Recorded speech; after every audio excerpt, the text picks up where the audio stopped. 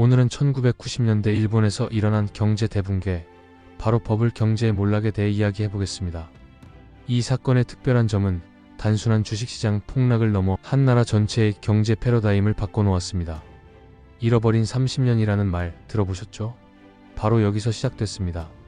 1980년대 말 일본은 세계 경제의 중심을 위협할 만큼 강력했습니다. 재팬 애즈 넘버원이라는 책이 베스트셀러가 될 정도로 전 세계가 일본을 주목했죠.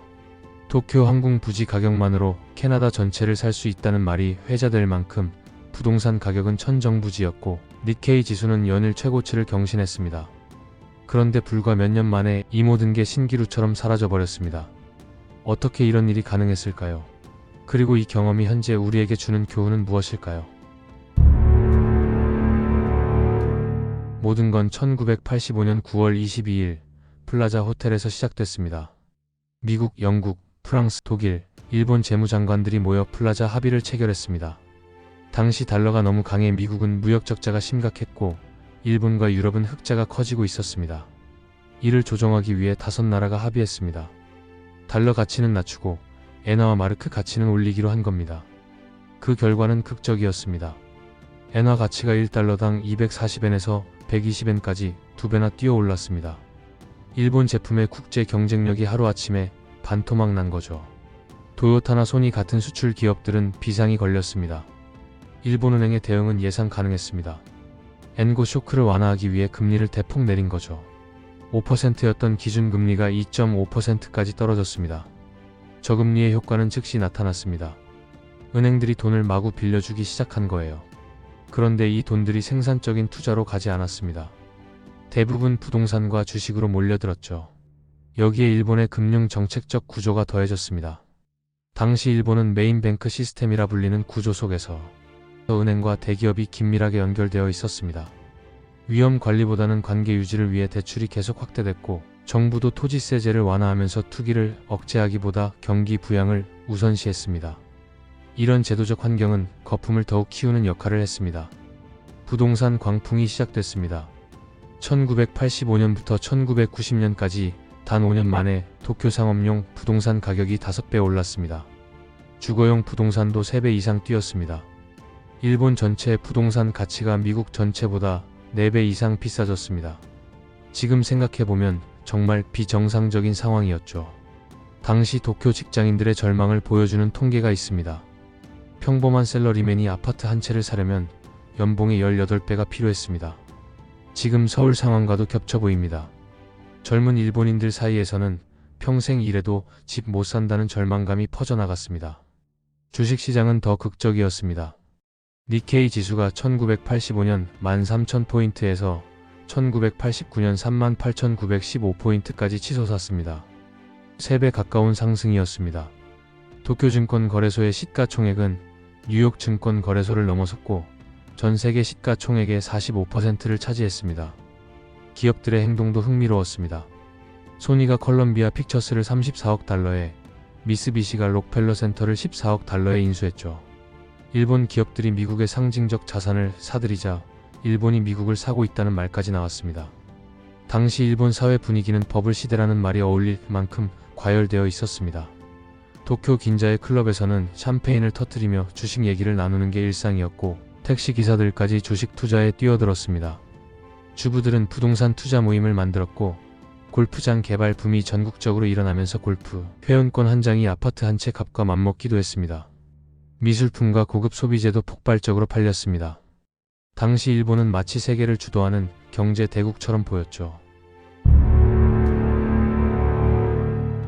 1989년 말 드디어 경고음이 울리기 시작했습니다.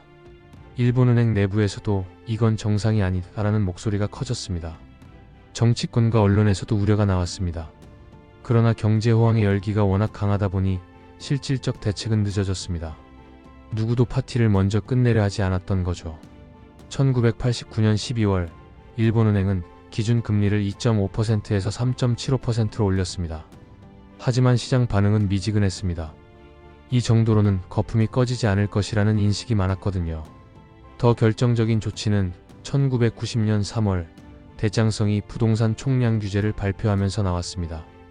은행들의 부동산 대출을 전년 대비 증가율로 제한한 겁니다. 이때부터 분위기가 서서히 바뀌기 시작했습니다. 1990년 1월 2일 새해 첫 거래일, 니케이 지수가 급락하기 시작했습니다. 처음엔 새해 조정일 뿐이라고 생각했지만 주가는 계속 떨어졌습니다. 3월까지 니케이는 20% 이상 하락했습니다.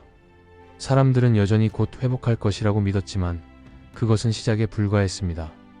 1992년까지 니케이는 38,915포인트에서 14,309포인트까지 무려 63% 폭락했습니다. 부동산 시장 붕괴는 더 깊었습니다. 1991년부터 본격적으로 하락한 부동산 가격은 1990년대 내내 내리막길을 걸었고, 도쿄 상업용 부동산은 최고점 대비 80% 이상, 주거용 부동산도 60% 이상 하락했습니다. 은행들의 상황은 절망적이었습니다. 부동산을 담보로 빌려준 수백조 엔이 모두 부실 채권으로 변했죠. 1990년대 중반, 일본 은행들의 부실 채권 규모는 100조 엔을 넘어섰습니다. 당시 일본 GDP가 약 500조 엔이었으니 경제 규모의 20%에 해당하는 엄청난 금액이었습니다. 기업 도산도 이어졌습니다. 부동산 개발업체들이 줄줄이 무너졌고, 건설업체와 금융기관들도 잇따라 어려움에 빠졌습니다. 1997년에는 일본 4대 증권사 중 하나였던 야마이치 증권이 파산하기도 했습니다. 야마이치까지 무너질 줄이야라는 충격이 퍼졌습니다. 고용시장 역시 타격을 받았습니다.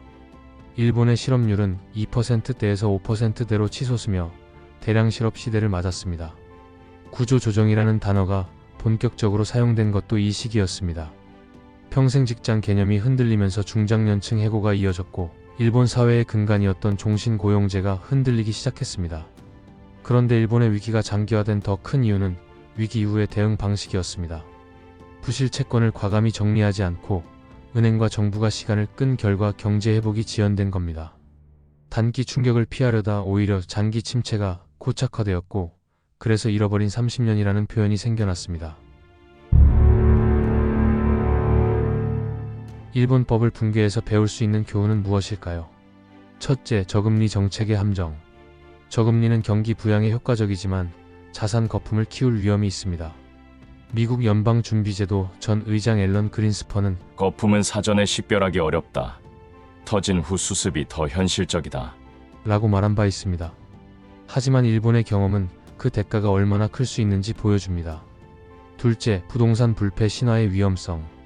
부동산은 절대 떨어지지 않는다는 믿음은 결국 한계에 부딪혔습니다.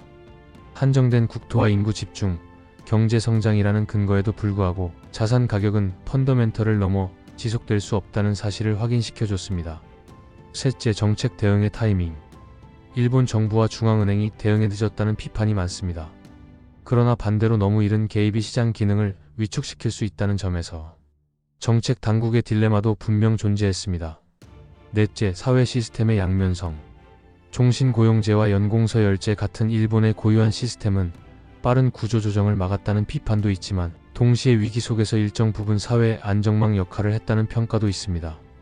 국제통화기금 전 수석 경제학자 올리비에 블랑샤드는 일본의 경험을 두고 자산 거품의 붕괴가 남긴 파괴적 후유증과 동시에 한 나라 경제가 보여준 회복력도 함께 평가한 바 있습니다.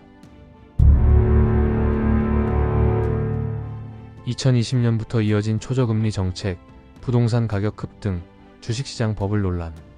1980년대 일본과 겹쳐 보이는 장면들이 많습니다. 특히 한국을 비롯한 여러 나라의 부동산 시장과 비교하면 더욱 실감이 나죠. 그러나 차이점도 분명히 있습니다. 지금은 디지털 경제와 플랫폼 산업이 발달했고, 중앙은행의 정책 수단도 더 다양해졌습니다. 글로벌 금융 네트워크 역시 1990년대와는 전혀 다른 양상으로 발전했습니다. 일본과 달리 위기 발생 시 국제 공조와 유동성 공급 장치가 신속히 가동될 수 있다는 점도 차이입니다. 일본은 버블 붕괴 후 30년이 지난 지금도 잃어버린 30년이라는 평가에서 완전히 벗어나지는 못했습니다. 성장세는 둔화되었지만 여전히 세계 3위 경제 대국의 자리를 유지하고 있습니다. 이는 또 다른 의미에서의 교훈입니다. 위기가 곧 몰락을 의미하는 것은 아니라는 점이죠. 여러분은 어떻게 생각하시나요? 현재 우리의 상황은 1990년대 일본과 얼마나 비슷할까요? 만약 닮아 있다면 우리는 어떤 준비를 해야 할까요? 오늘도 시청해주셔서 감사합니다. 구독과 좋아요는 더 좋은 영상을 만드는데 큰 힘이 됩니다.